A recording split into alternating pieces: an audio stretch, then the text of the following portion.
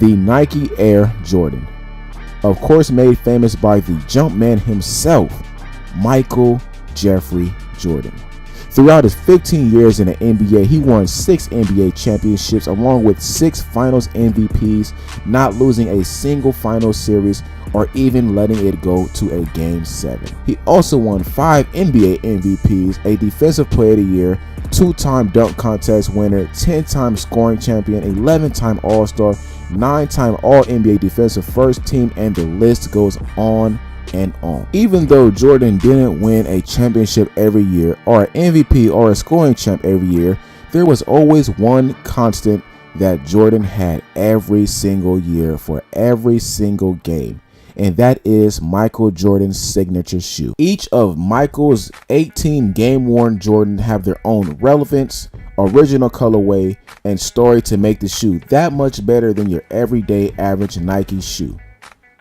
For example, May 7th, Game 5, NBA playoffs. Jordan goes off for 44 points, 9 rebounds, and 6 assists, hitting a legendary game-winning shot over Craig Elo.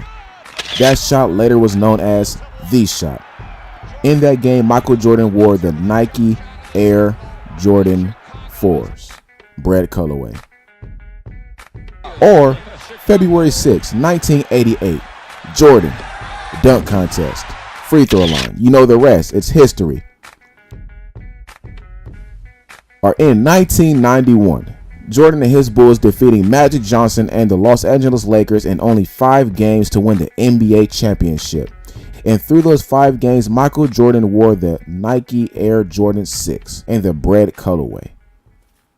There has been an increasing culture in the last few decades amongst the shoe-loving people, coming together and making a connection through the shoes. Maybe a simple argument between the better shoe, the Nike Air Force Ones, and the Jordan ones, or best colorways, such as the bread colorway or the cool gray colorway. Just a group of people with a love for the shoe. We call these people sneakerheads. And today we're going to dip and dive into the culture of sneakerheads and see what they're all about. But we're going to keep it simple. We're going to keep it to the Jordan sneakerheads.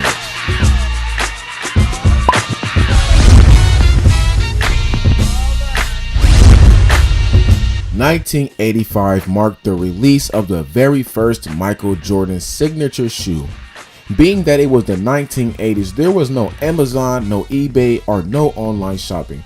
So you almost had to know a guy to know a guy who knew a guy to get the shoes. Which, if you ask the sneakerheads at the time, was a part of the hunt. It was a part of the art of being a sneakerhead. Waking up early on Saturday mornings, going to your local sneaker store to go see which new Jordan signature shoe was released, in which colorway, and in which silhouette.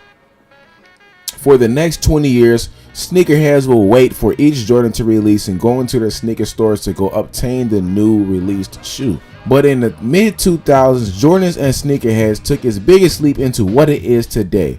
With the emergence of the internet and online shopping and reselling, and the influence of rappers and people with high popularity rocking the Jordan sneaker more than ever, and the retirement of Jordan, the emergence of new NBA stars getting their own PE Player Edition sneakers from Jordan, the brand took a huge leap.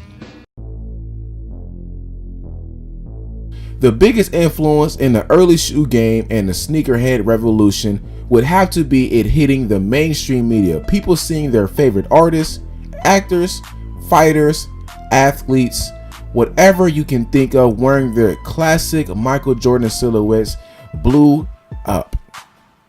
There is a standout that comes with wearing a Michael Jordan shoe.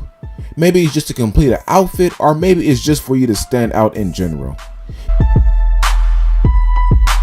You know a Jordan shoe when you see one. Maybe it's the black, red with the hints of white, or maybe it's that little bit of an elephant print to wrap around the shoe to give it that defiant and different look. Jordan sneakerheads have their own culture within the culture. There are different separations between the Jordan sneakerheads themselves. You got your skaters, the guys who wear shoes like the Jordan 3s and those harder bottom, more rough, more bulky, bigger shoes so they can go out and skate.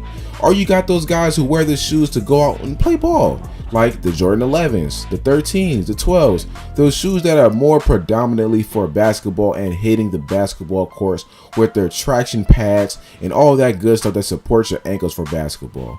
Then you got those guys who just wear the Jordans for style. Those shoes that you wouldn't wear on the court, you wouldn't wear on a skateboard. Maybe it got like some snake skin, or maybe it got some camouflage or some cheetah print. Something that stands. They wear them to have a little bit of a flex. They wear them to have a little bit of a flex. Like, look, I got some J's on my feet. What do you got on yours? I got on some Michael Jordan 4s. I got on some Michael Jordan 6s, exclusive release, player edition, $25,000 shoe.